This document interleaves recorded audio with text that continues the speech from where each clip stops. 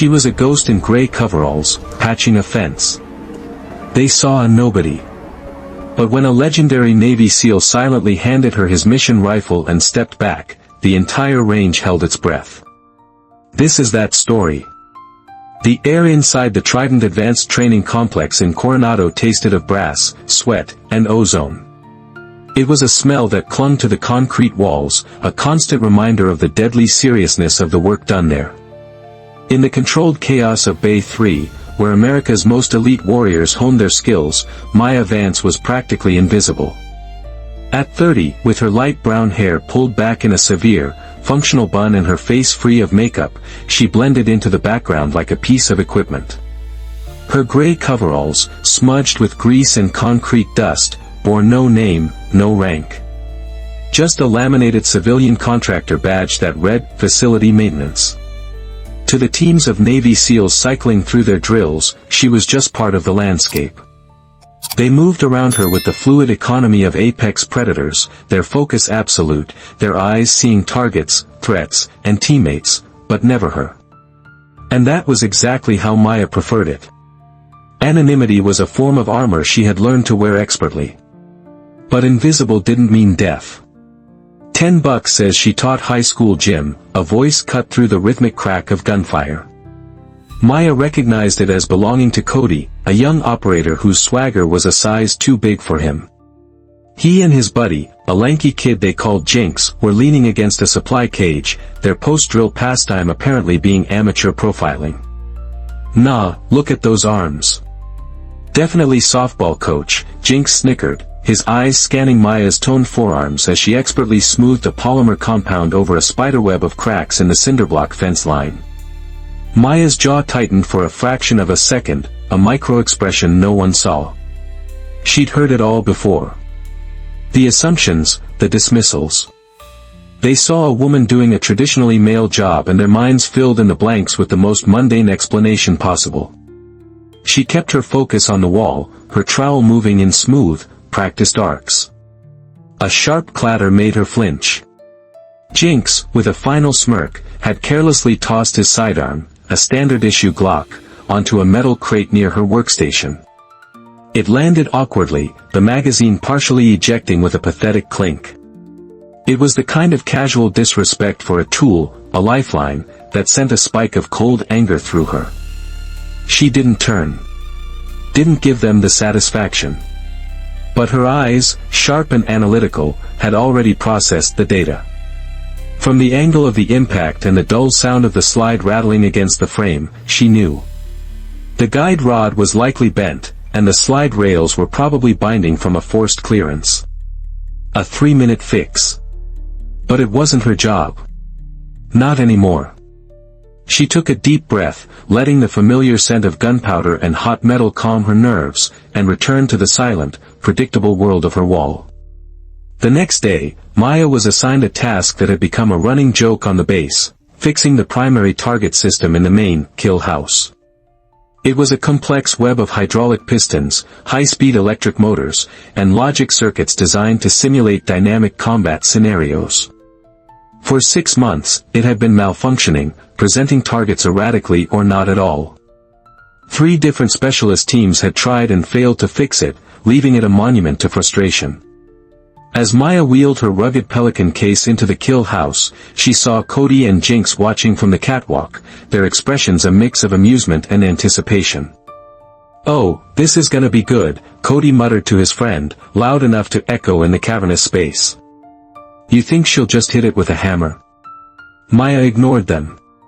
She opened her case with a series of satisfying clicks. Inside, nestled in laser-cut foam, was a collection of tools that would have made the base's lead engineer weep with envy. These weren't standard issue. They were custom-milled, specialized instruments for a level of precision work that went far beyond patching walls. For an hour, she worked in focused silence. She didn't just look at the machine, she listened to it, her fingers tracing wiring harnesses, her ears picking up the faint, almost imperceptible hum of stressed capacitors. The young SEALs on the catwalk grew bored of the silence and started a new bet on how long it would take before she gave up. Then, without a word, Maya stood up, walked over to the control panel and hit the Run Diagnostic button. The kill house erupted into a symphony of perfectly synchronized motion. Targets snapped into view, pivoted, and vanished with breathtaking speed and precision. The hostage targets remained safely hidden while threat targets appeared in randomized, challenging patterns. It was faster, smoother, and more lethally efficient than anyone had ever seen it. Down in the observation booth, the lead instructor, a grizzled Master Chief, lowered his coffee cup and stared, speechless.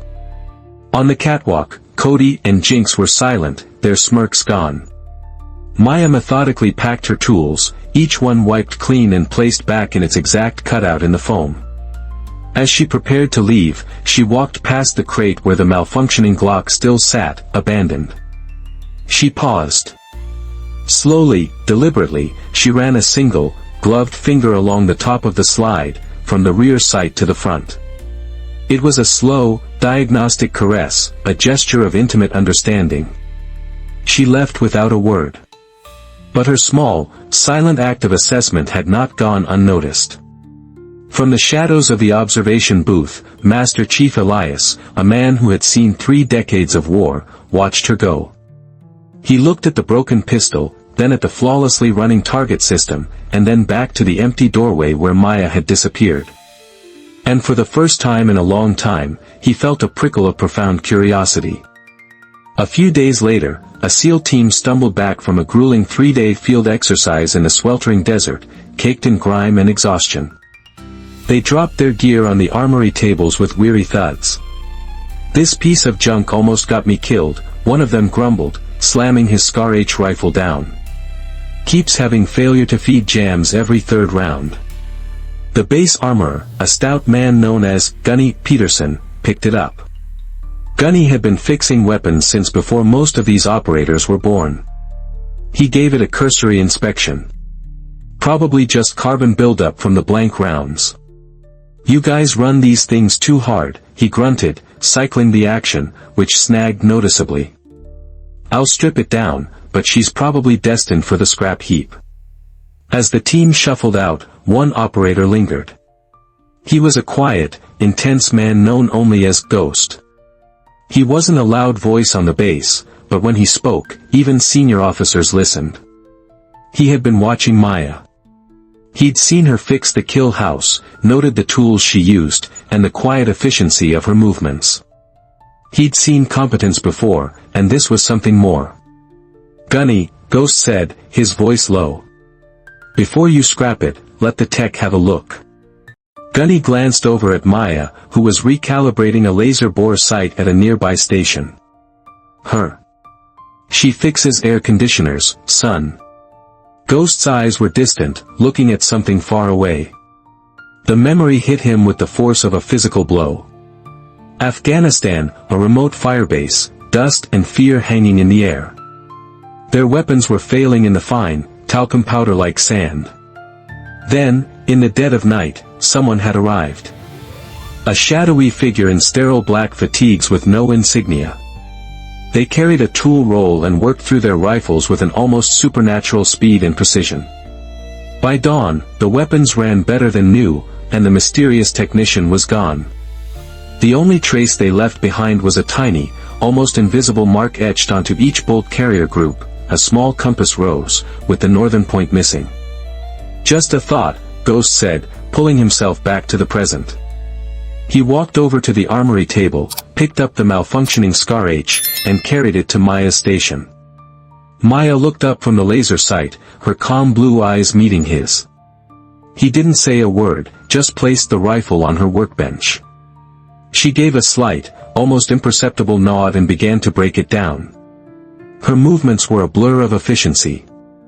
The disassembly was surgical. She laid the components out on a clean mat in perfect order.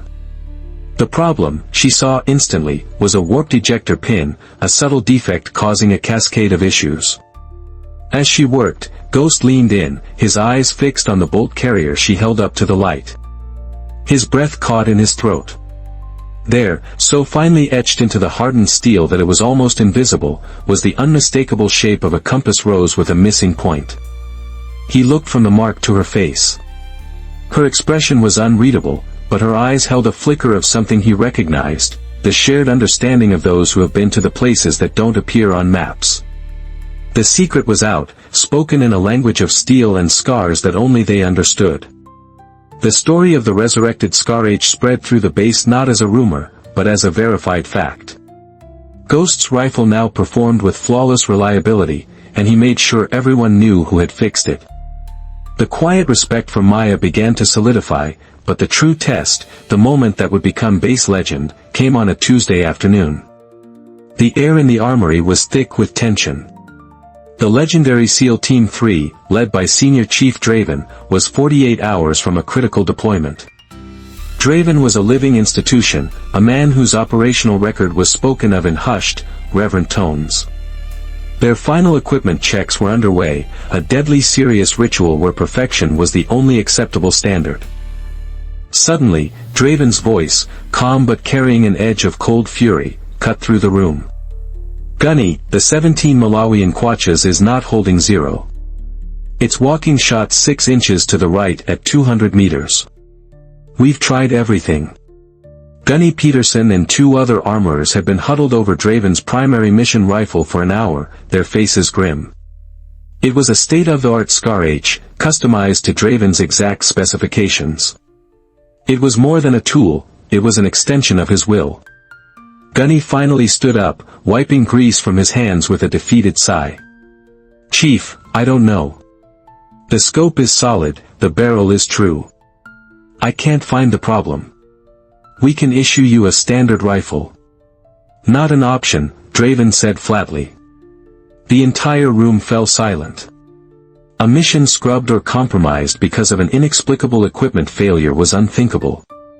The weight of the moment was crushing. Then, Draven did something that violated every protocol and tradition. He picked up his multi-$1,000, mission-critical rifle.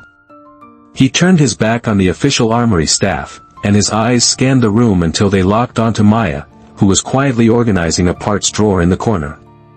He strode towards her, his boots echoing in the silent room. Every eye followed him. He stopped in front of her small, makeshift workbench. Maya looked up, her expression calm, her hands still. Draven didn't ask. He didn't command. He made a statement. "My rifle. It's broken." He laid the weapon carefully on her workbench, treating it with the reverence of a religious artifact.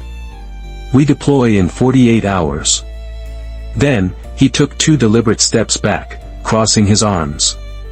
It was an act of complete, unconditional surrender of control. It was the ultimate gesture of trust, given by a king to a commoner in front of his entire court. Maya looked at the rifle, then at Draven's face, then at the team of operators watching her, their lives potentially in her hands. She gave a single, sharp nod. Pulling on a pair of clean, black nitrile gloves, she began her work. Her hands moved with a surgeon's precision. She ignored the obvious, bypassing the scope and barrel. Her fingers traced the receiver, feeling for stresses invisible to the eye. She used a micrometer from her Pelican case, taking measurements that made Gunny squint in confusion. After 10 minutes, she stopped. She had found it. A microscopic, hairline fracture in the barrel extension, almost impossible to detect, that was causing it to flex infinitesimally under the heat and pressure of firing.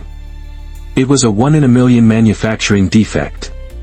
From her case, she produced a small, specialized tool and a vial of aerospace-grade bonding compound. For the next 30 minutes, she worked with a level of concentration that seemed to suck the very air out of the room. When she was finished, she reassembled the rifle with swift, certain movements. She slid it back across the bench to Draven. He picked it up, shouldered it, and dry-fired. He didn't need to take it to the range. He could feel it. The weapon felt whole, solid, perfect. He looked at Maya, and a slow, genuine smile spread across his face. "Outstanding," he said. And with that single word, the old order was broken, and a new one was forged. Draven's public endorsement of an unknown civilian technician sent shockwaves through the base's command structure. It was one thing to fix a faulty pistol, it was another entirely to be handed the lead rifle of a Tier 1 team on the eve of deployment. Sergeant Miller, the non-commissioned officer in charge of the armory, felt the ground shift beneath his feet. This wasn't just an anomaly, it was a direct challenge to his authority and the established hierarchy. Driven by a mix of professional pride and deep-seated curiosity, he decided to do what the military does best, check the paperwork. He logged into the personnel database and pulled up the file for Vance, Maya. The record was a ghost.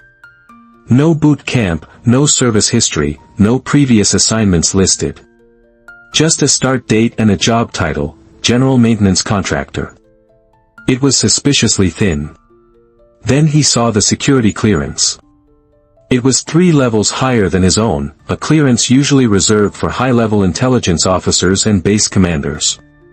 Meanwhile, Master Chief Elias, the man who had seen Maya's silent diagnosis of the Glock, was conducting his own quiet inquiry.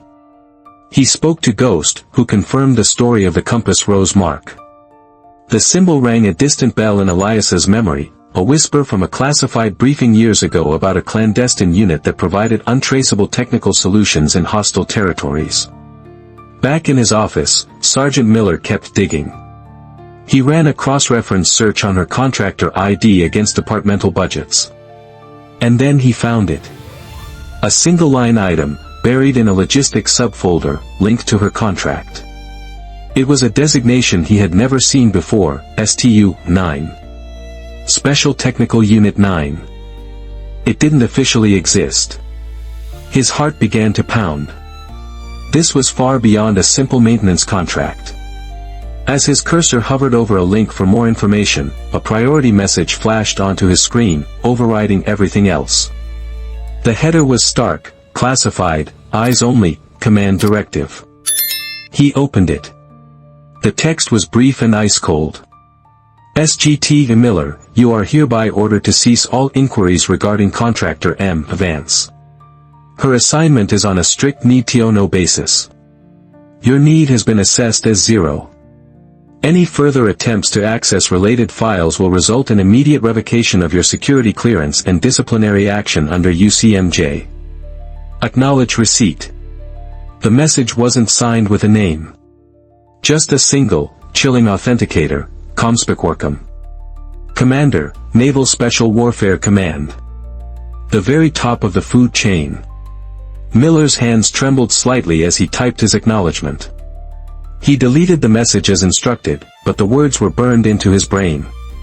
He leaned back in his chair, the hum of his computer suddenly sounding deafeningly loud. He hadn't just stumbled upon a secret.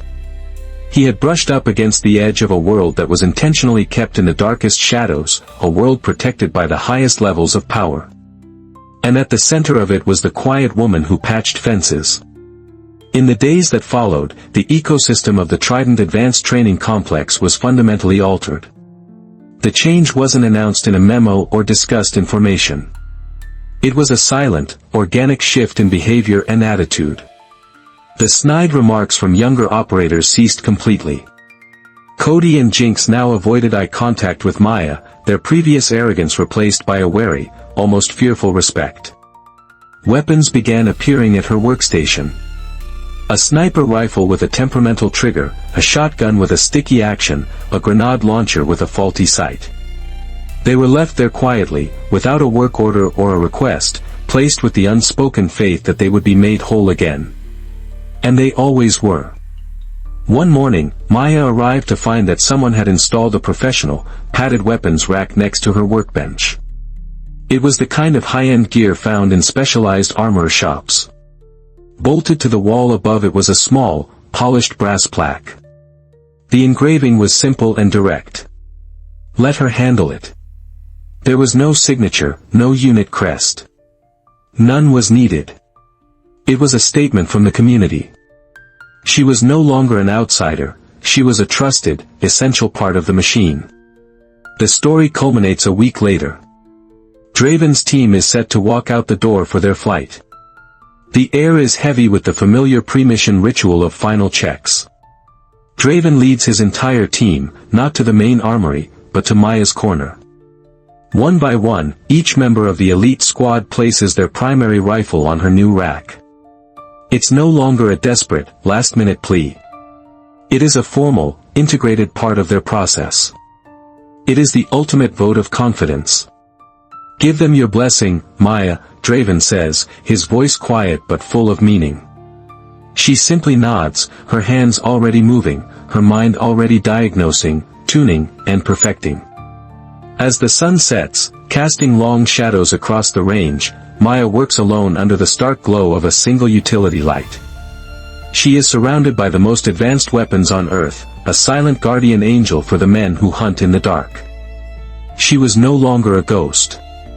She had a place, a purpose, defined not by a badge or a rank, but by a skill so profound it had bent the rigid rules of the military world around it. Her mission hadn't ended, it had just found a new home. What do you think? Does true respect come from a title, or from undeniable skill? Let us know your thoughts in the comments below. And if you believe in honoring quiet professionals, hit that like button, subscribe for more stories like this, and always, comment with respect.